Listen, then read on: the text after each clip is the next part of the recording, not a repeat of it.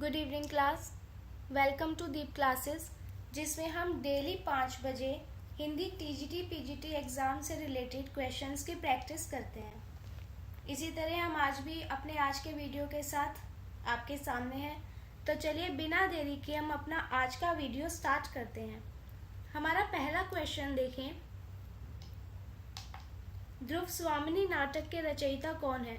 जयशंकर प्रसाद, भारतेंदु हरीशचंद्र, मोहन राकेश या फिर उपेंद्रनाथ अश्क। तो इसके हम आंसर की बात करें तो इसका आंसर है हमारा ऑप्शन नंबर का जयशंकर प्रसाद।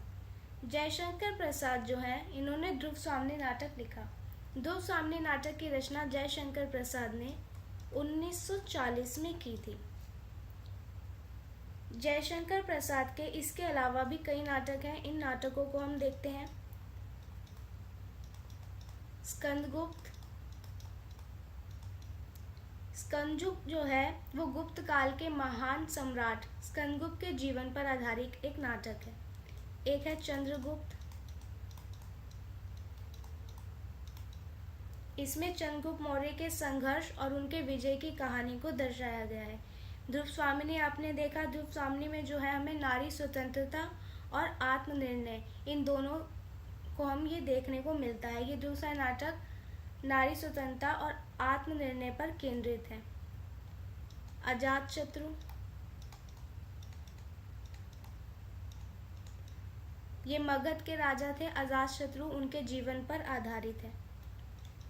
राज्यश्री। ये ऐतिहासिक घटनाओं पर आधारित एक नाटक है। विशाख। सामाजिक और सांस्कृतिक विषयों को दर्शाने वाला नाटक। जनमेजय का नागयज्ञ।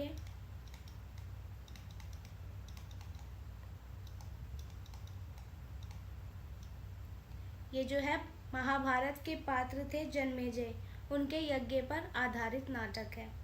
फिर है एक घूंट।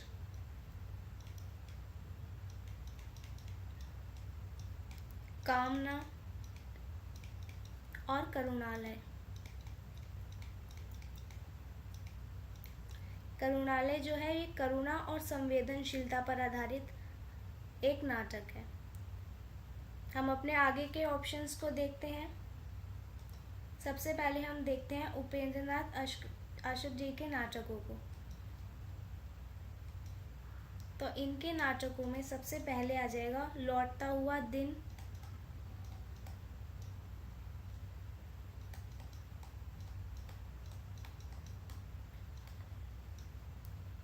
बड़े खिलाड़ी,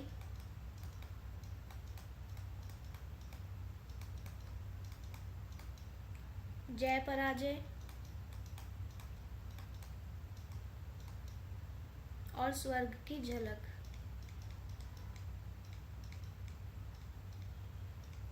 ये उपेंद्रनाथ अश्क जी के नाटक है। मोहन राकेश के नाटकों को देखें।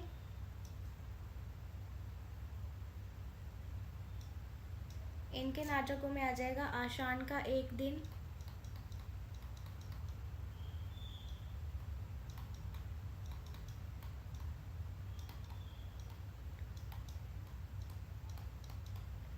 लहरों के राजहंस,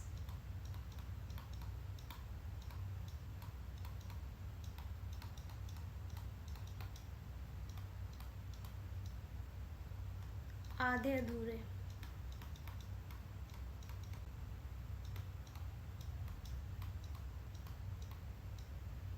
भारतेंदु हरीशचंद्र के नाटकों की बात करें तो भारतेंदु हरीशचंद्र ने भी कई नाटक लिखे। इनके कुछ नाटकों को देखते हैं।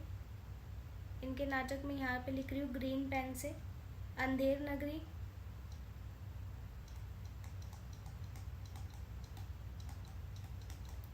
इनके नाटकों का समय भी बहुत इम्पोर्टेंट है, तो वो भी आप ध्यान से देखें। भारत दुर्दशा,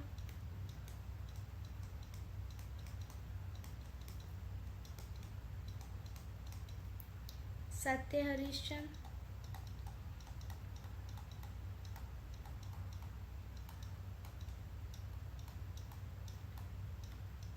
नील देवी,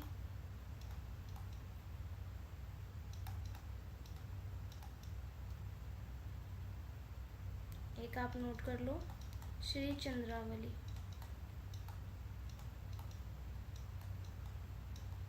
तो ये सब जो है ये भारतेंदु हरिश्चंद्र द्वारा रचित नाटक है। ठीक है, नेक्स्ट क्वेश्चन पे हम चलते हैं। चित्रलेखा उपन्यास का प्रकाशन वर्ष क्या है? 1934, 1940, 1952 या फिर 1960? चित्रलेखा जो उपन्यास है ये भगवती चरण वर्मा द्वारा रचित है।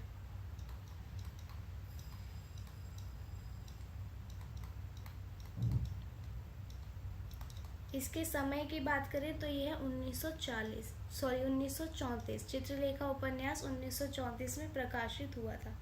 भगवती चरण वर्मा ने इसके अलावा भी कई उपन्यासों की रचना की। इनके बाकी सभी उपन्यास भी बहुत इंपॉर्टेंट है, तो एक एक करके हम इनके अन्य उपन्यासों को देखते हैं उनके समय के साथ। इनका उपन्यास है पतन 1928 में, चित्रलेखा 1934, एक है 3 वर्ष,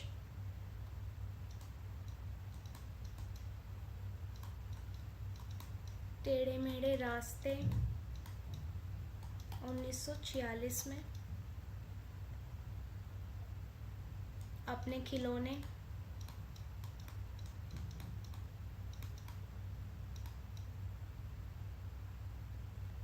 1957 में, भूले बिसरे चित्र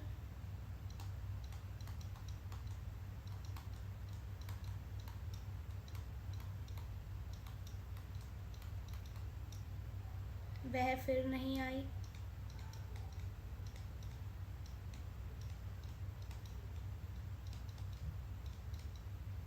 'सामर्थ्य और सीमा'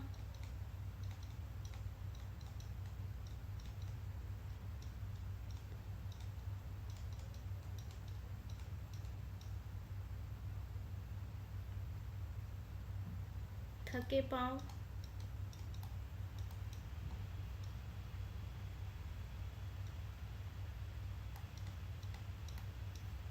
'रेखा'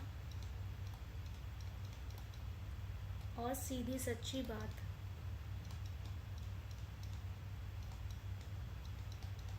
ये सभी जो उपन्यास है ये भगवती चरण वर्मा द्वारा रचित हैं।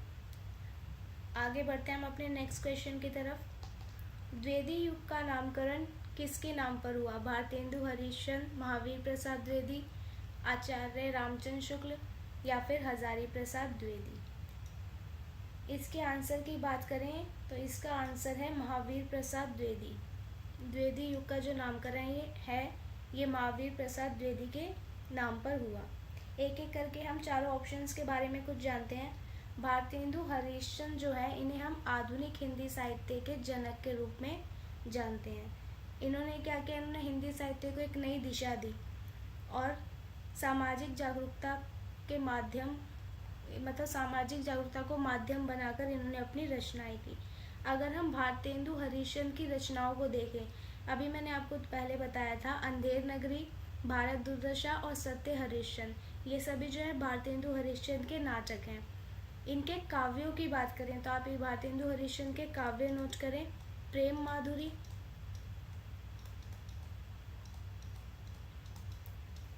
प्रेम तरंग और एक कृष्ण चरित्र।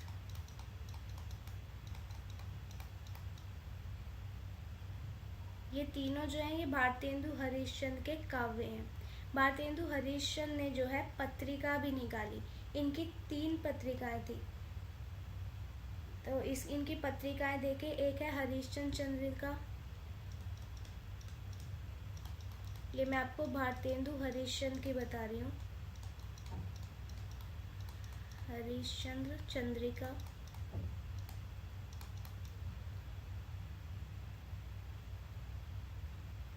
कवि वचन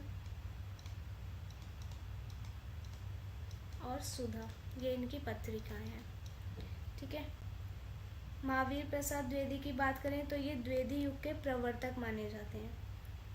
इन्होंने क्या किया, सरस्वती पत्रिका का इन्होंने संपादन किया था और इनके निबंधों को हम एक बार ही देख लेते हैं। इनके निबंध बहुत पूछे जाते हैं। तो महावीर प्रसाद द्विवेदी के निबंधों को हम देखें। विचार विमर्श,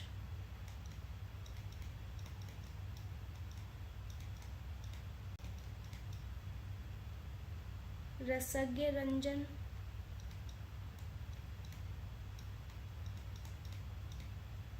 और साहित्यालाप। ये तीनों महावीर प्रसाद द्विवेदी द्वारा रचित निबंध हैं। इन्होंने आलोचना भी लिखी। इनकी हम आलोचना देखें। यहाँ हमने महावीर प्रसाद द्विवेदी के निबंध लिखे, यहाँ हम इनकी आलोचना देखते हैं।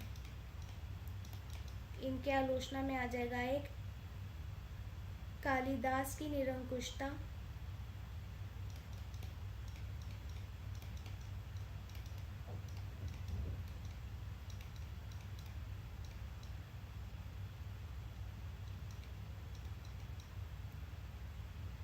और एक है नेषद चरित चर्चा।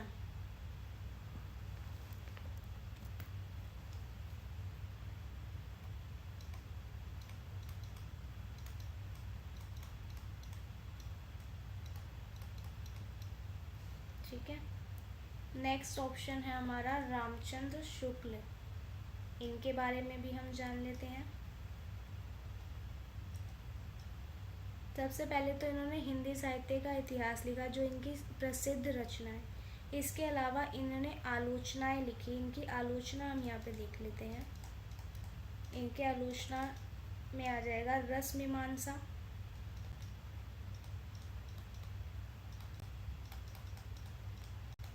काव्य में रहस्यवाद,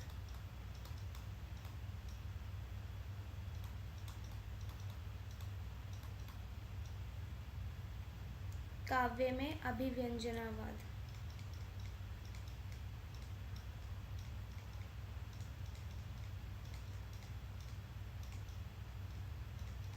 ठीक है, ये इनकी आलोचना है। इन्होंने निबंध भी लिखे, मैं आपको बता देती हूँ, आप वो खुद से नोट कर लेना। इनके निबंध में आ जाएगा चिंतामणि, तुलसीदास और सूरदास। नेक्स्ट ऑप्शन है हमारा हजारी प्रसाद द्विवेदी। थोड़ा सा हम इनके बारे में डिस्कस करते हैं।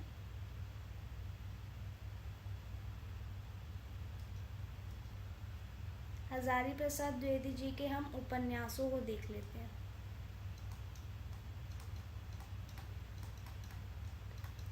इनके उपन्यास में आ जाएगा बाण भट्ट की आत्मकथा,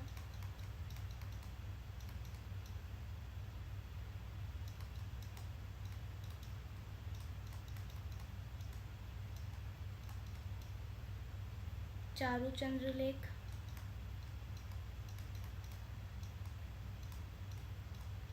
और एक आ जाएगा अमान दास का पोथा।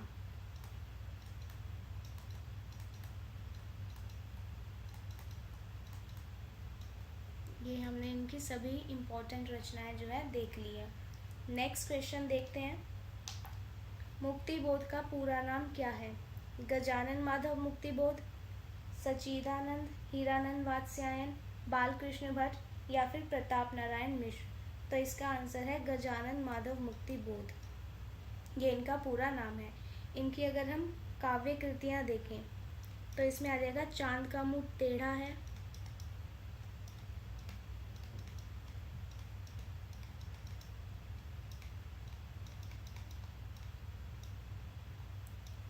भूरी भूरी खाक धूल,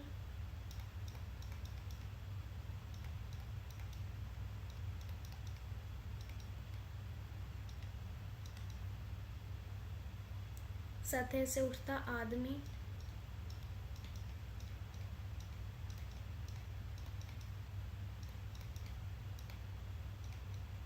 और एक है एक साहित्यिक की डायरी।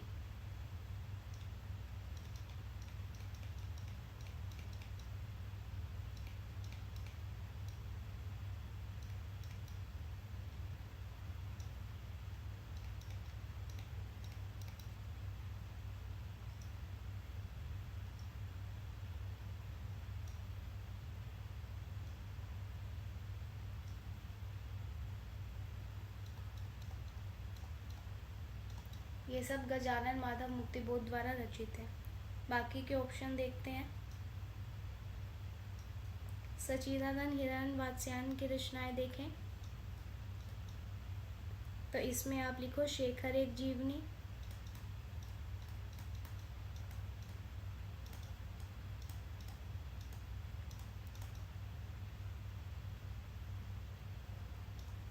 नदी के द्वीप,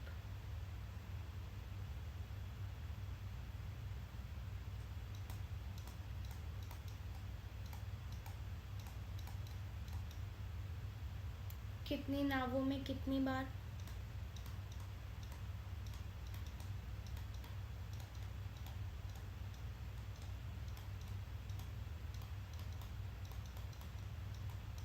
अरे यावर रहेगा याद।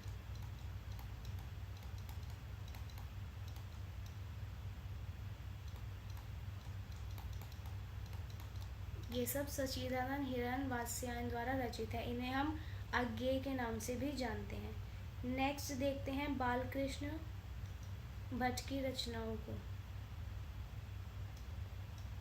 इसमें आ जाएगा 100 अजान एक सुजान,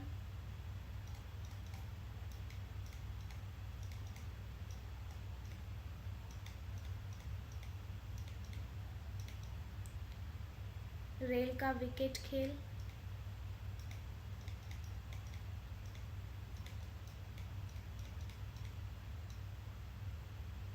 और बाल विवाह। बाल से बाल कृष्ण और बाल से बाल विवाह, इसे हम ऐसे रिलेट भी कर सकते हैं। अब आ जाते हैं प्रताप नारायण मिश्र पर। इनकी काव्य कृतियों में प्रेम पुष्पावली,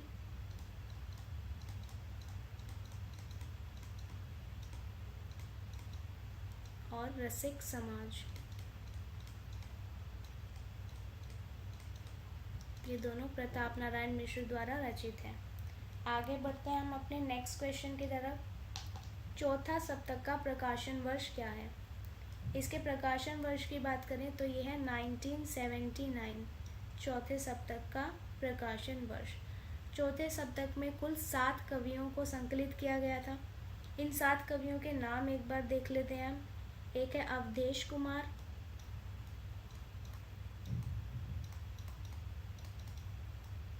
हमें जो है चारों सप्तक के कवियों को याद रखना है, क्योंकि एग्ज़ाम में हमारे कई बार क्वेश्चन आता है कि किसी भी कवि का नाम दे देंगे कि कौन से सप्तक से रिलेटेड है, या फिर डायरेक्ट ऐसे भी पूछ सकते हैं सप्तक 3 में इन चारों ऑप्शन में से कौन सा कवि नहीं है, किसी भी तरीके से पूछ सकते हैं। तो हमें चारों सप्तक के जितने भी कवि हैं उनके नाम याद रखने हैं। दूसरा है राजकुमार कुंभज,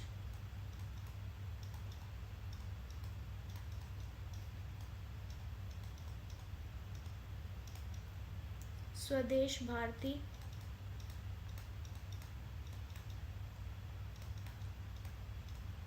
नंदकिशोर आचार्य,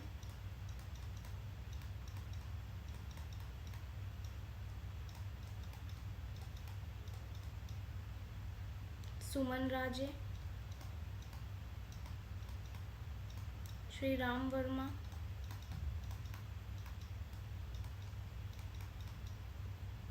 और राजेंद्र किशोर।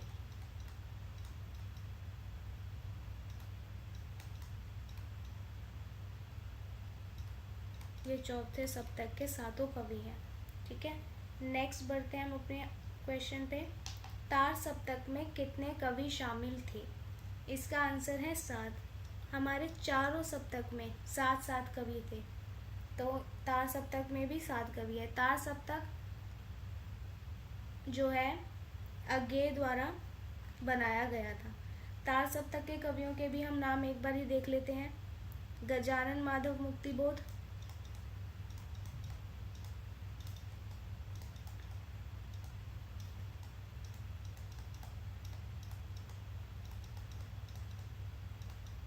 नेमिचंद्र जैन,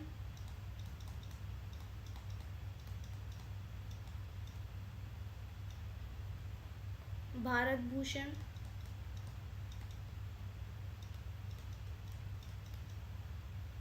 अग्रवाल,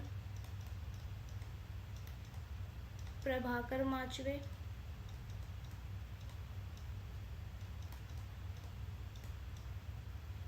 गिरिजा कुमार माथुर,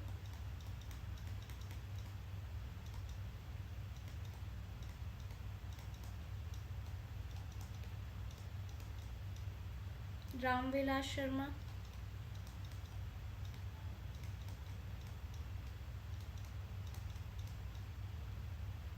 और अज्ञे खुद जो है वो तार सप्तक में सम्मिलित थे। आगे बढ़ते हैं हम अपने नेक्स्ट क्वेश्चन की तरफ। कृष्ण भक्ति काव्य के प्रमुख कवि कौन थे? तुलसीदास, कबीरदास, सूरदास या फिर रैदास। भक्ति काल से हमें कई बार ये क्वेश्चन देखने को मिलता है। ऐसे पूछ लेंगे, कवि का नाम दे दिया और ये पूछ लिया कि किससे रिलेटेड है, या फिर ऐसा भी पूछ सकता है कि इन चारों में से राम भक्ति काव्य में कौन आते हैं, या फिर इन चारों में से संत कौन थे। इस टाइप के क्वेश्चन बहुत देखने को मिलते हैं, तो ये उन्हीं में से एक है। एक एक करके हम चारों को देखते हैं। सबसे पहले बात करें तुलसीदास की, तो तुलसीदास जो है ये राम भक्ति काव्य से रिलेटेड है। इनकी रचनाएं सभी को पता है, मैं एक दो रचनाएं बता देती हूँ। एक है रामचरितमानस, और एक आप देखो बर्वे रामायण। बाकी मैं इनकी रचनाएं बहुत बार आपको बता चुकी हूँ। कबीरदास की बात करें तो कबीरदास जो है ये निर्गुण भक्ति से संबंधित है। और अगर हम रैदास की बात करें तो रैदास एक संत कवि थे। ठीक है, सूरदास जो है वो हमारा इस क्वेश्चन का आंसर है। सूरदास कृष्ण भक्ति काव्य से रिलेटेड है। सूरदास की कई रचनाएं भी हैं, उन रचनाओं को हम एक बार देख लेते हैं जो कृष्ण भक्ति काव्य से ही रिलेटेड हैं। एक है सूरसागर, सूरसारावली,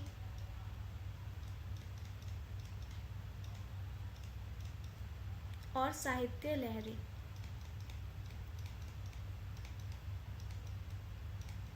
ये तीनों सूरदास द्वारा रचित इनकी रचनाएं हैं।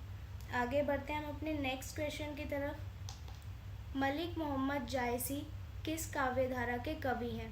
संत काव्यधारा, सूफी काव्यधारा, राम भक्ति काव्यधारा या फिर कृष्ण भक्ति काव्यधारा। तो मलिक मोहम्मद जायसी जो है ये सूफी काव्यधारा से संबंधित कवि हैं। मलिक मोहम्मद जायसी ने कुल 5 रचनाएं की। इसमें से अधिकतर इनकी 3 रचनाएं मानी जाती हैं, पर मैं आपको इनकी पूरी 5 रचनाएं लिखवाऊंगी। आप इनकी रचनाएं नोट करें। एक तो है पद्मावत, अखरावट, आखिरी कलाम,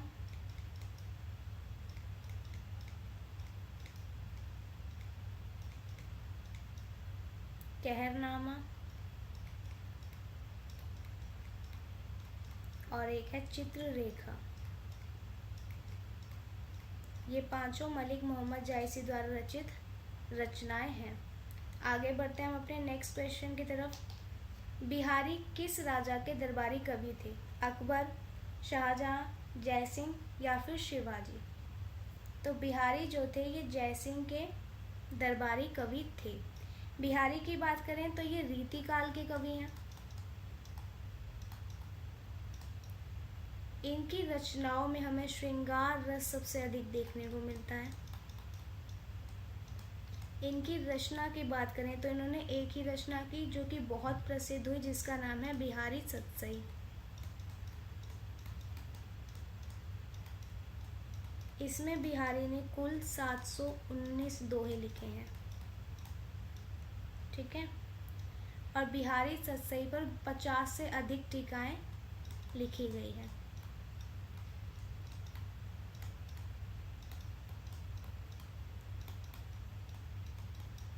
ये सब हमने बिहारी के बारे में जाना। आगे बढ़ते हैं हम अपने नेक्स्ट क्वेश्चन की तरफ।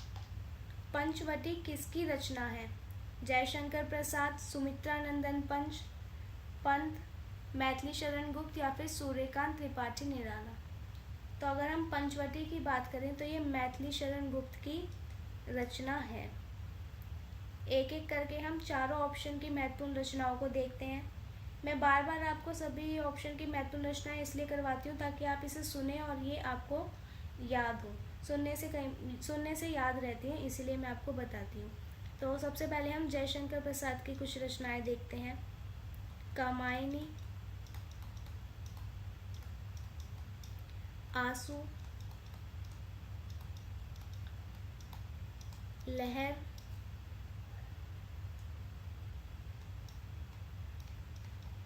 झरना, चित्राधार,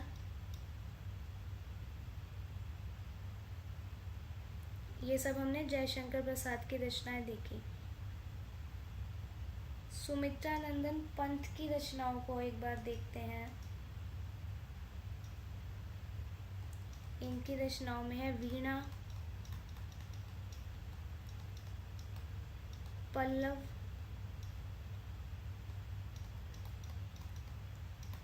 युगवाणी, लोकायतन,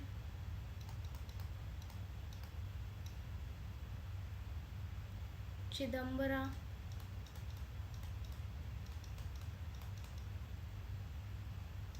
उच्छ्वास। ये सब जो है सुमित्रानंद पंत की रचनाएं हैं। मैथिली शरण गुप्त की रचनाओं को देखें एक बार।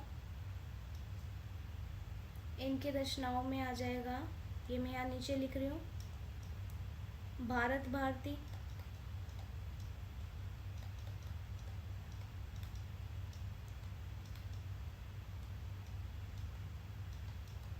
जयद्रथ वध, पंचवटी, साकेत, यशोधरा,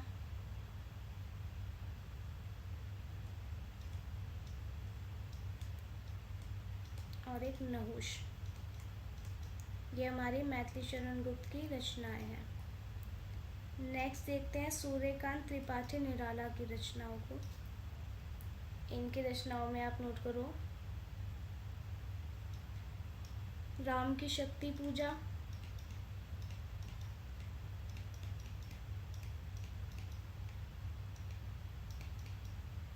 सरोज स्मृति,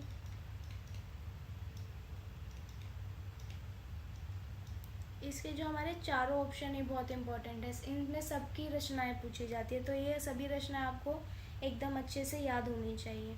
अनामिका,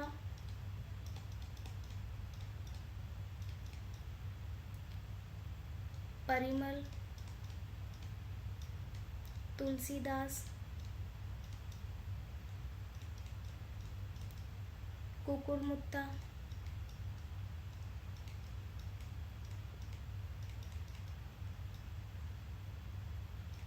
अर्चना, ये सभी जो है सूर्यकांत त्रिपाठी निराला द्वारा रचित है। आगे बढ़ते हैं हम अपने नेक्स्ट क्वेश्चन की तरफ। आवारा मसीहा किस विधा की रचना है? उपन्यास, जीवनी, आत्मकथा या फिर नाटक? आवारा मसीहा की बात करें तो इसकी जो विधा है वो है जीवनी। आवारा मसीहा एक जीवनी है। इसकी जो रचना है वो एक बांग्ला लेखक ने की है जिनका नाम है शरत चंद्र चट्टोपाध्याय।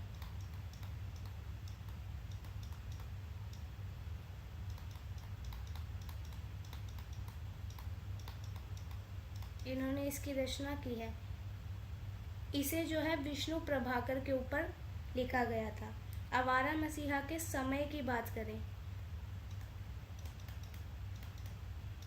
तो इसका जो प्रकाशन वर्ष है वो है 1974। ठीक है, आगे बढ़ते हैं अपने नेक्स्ट क्वेश्चन की तरफ। चंद्रकांता उपन्यास के लेखक कौन हैं? देवकीनंदन खत्री, गोपाल राम गहमरी, किशोरीलाल गोस्वामी या फिर लज्जाराम मेहता? चंद्रकांता उपन्यास की बात करें तो इसकी रचना 1888 ईस्वी में की गई थी। इसके लेखक हैं देवकीनंदन खत्री। देवकीनंदन खत्री ने कई उपन्यासों की रचना की। इनके महत्वपूर्ण उपन्यासों को देखते हैं। चंद्रकांता, चंद्रकांता संतति,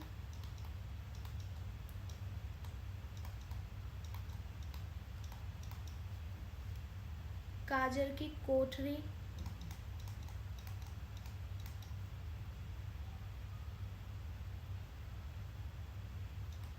भूतनाथ,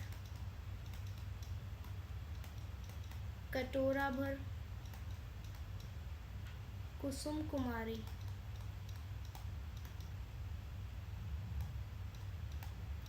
ये देवकीनंदन खत्री के उपन्यास हैं।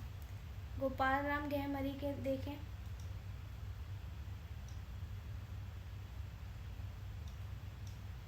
इसमें है अद्भुत लाश,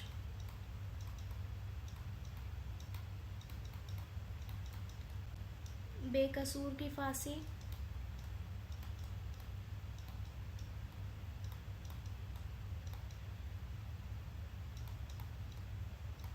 सरकटी लाश,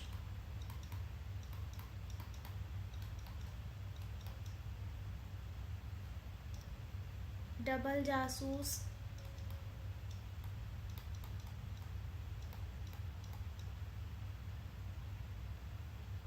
खूनी की खोज।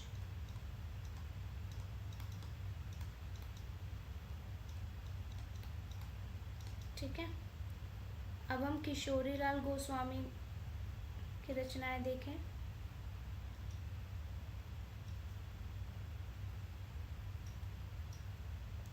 तारा,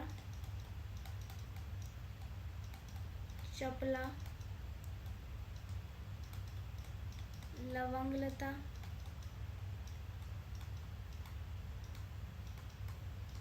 गुलबहार,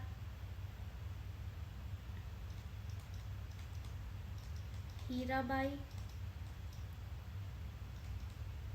लाल कुंवर। अब हम देखते हैं लज्जाराम मेहता की रचनाओं को।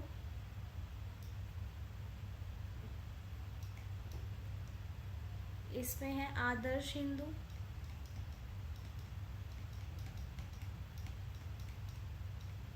और एक है जुभार तेजा। ठीक है, हमने चारों ऑप्शंस को यहाँ पे डिस्कस किया। आगे बढ़ते हैं अपने नेक्स्ट क्वेश्चन की तरफ। एक और द्रोणाचार्य नाटक के लेखक कौन है? शंकर शेष, लक्ष्मी नारायण लाल, भीष्म साहनी या फिर सुरेंद्र वर्मा? इसका आंसर है हमारा शंकर शेष। एक और द्रोणाचार्य शंकर शेष द्वारा रचित नाटक है। इन्होंने अन्य कई नाटकों की रचना की। उन नाटकों को हम देखते हैं। मायावी सरोवर,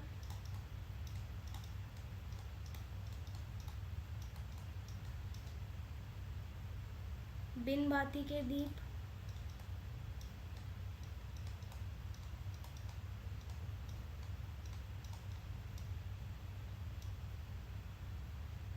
रक्त बीज, कोमल गांधार,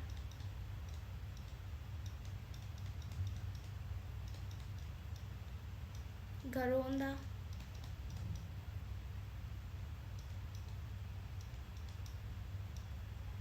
अरे मायावी सरोवर।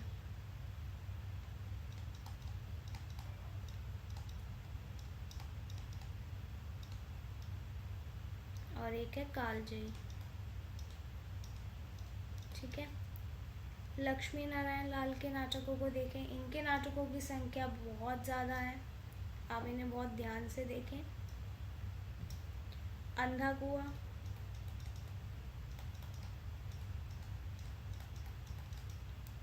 मादा कैक्टस,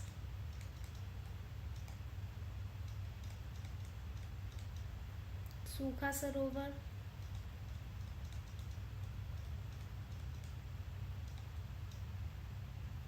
तीन आंखों वाली मछली,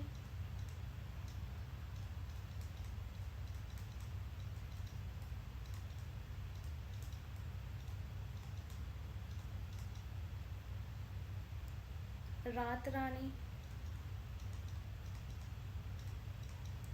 तोता मैना,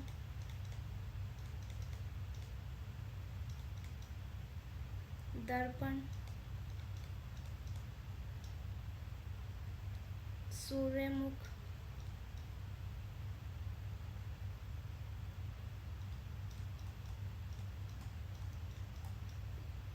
ठीक है, और भी इनके कई नाटक हैं, वो हम आगे कहीं देखेंगे, आगे डिस्कस करेंगे। अपने आप नेक्स्ट ऑप्शन की तरफ चलते हैं। नेक्स्ट ऑप्शन है हमारा भीष्म साहनी। तो भीष्म साहनी के नाटकों को अगर हम देखें,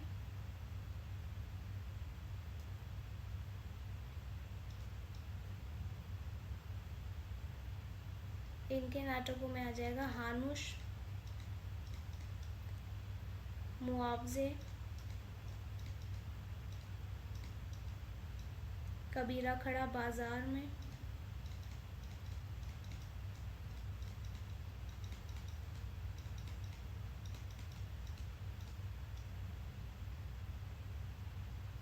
और अमृतसर आ गया है।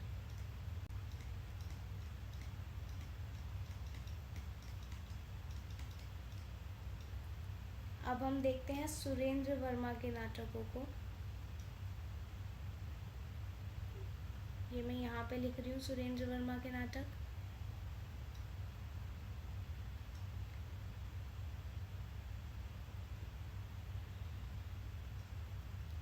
इनके नाटकों में आ जाएगा द्रौपदी,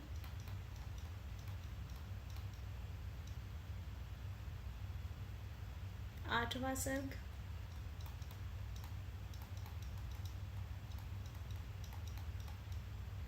छोटे सैयद बड़े सैयद,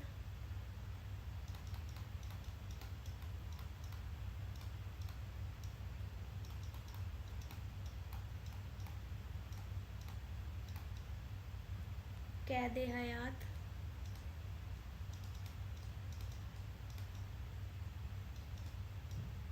एक दूनी एक,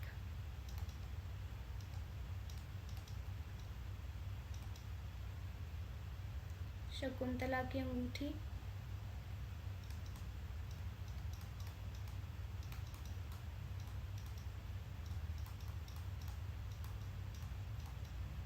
और रति का कंगन।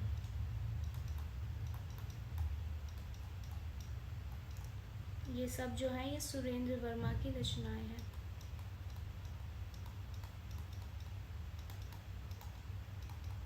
ठीक है, आगे बढ़ते हैं अपने नेक्स्ट क्वेश्चन की तरफ। ब्राह्मण पत्रिका के संपादक कौन थे? बालकृष्ण भट्ट, प्रताप नारायण मिश्र, बद्रीनाथ भट्ट या फिर राधा कृष्ण दास। इस पत्रिका के बारे में हम जानते हैं। ब्राह्मण पत्रिका का जो प्रकाशन वर्ष है वो है 1883। ये कानपुर से प्रकाशित होती थी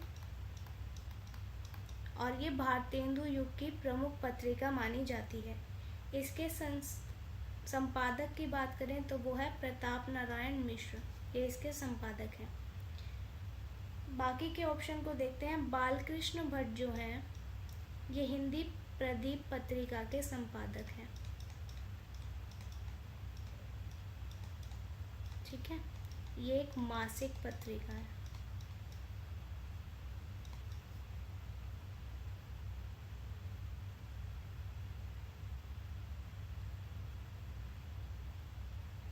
राधा कृष्ण दास जो है ये सरस्वती पत्रिका के संपादक हैं।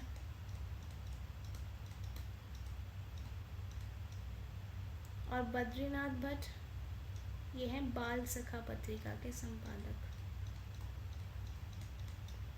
ठीक है, बाल सखा जो है एक सचित्र मासिक पत्रिका है और इसका संपादन किसने किया था? बद्रीनाथ भट्ट ने इसका संपादन किया था।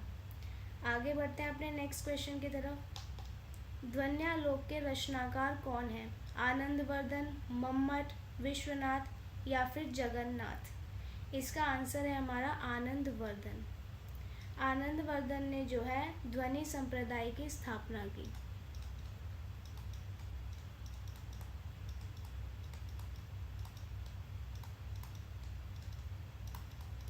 और इन्होंने ध्वन्यालोक की जो है रचना की। मम्मट ने की काव्य प्रकाश नामक ग्रंथ की रचना। मम्मट का है काव्य प्रकाश। विश्वनाथ का है साहित्य दर्पण।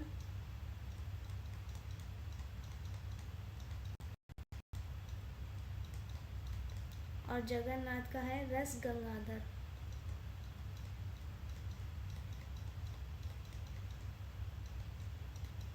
ठीक है।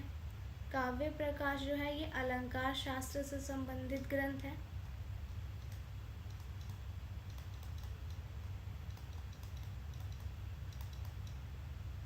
साहित्य दर्पण में काव्य के तत्वों की व्याख्या की गई है।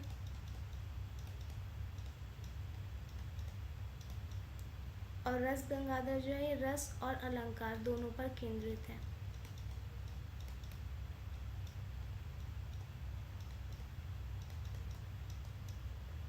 ठीक है। इसी के साथ हमारा आज का वीडियो यहीं खत्म होता है। वीडियो पसंद आया हो तो वीडियो को लाइक एंड शेयर ज़रूर करें और इसी तरह के और वीडियो के लिए हमारे चैनल को सब्सक्राइब करें। मिलते हैं अब हम अपने नेक्स्ट वीडियो में। तब तक के लिए थैंक यू।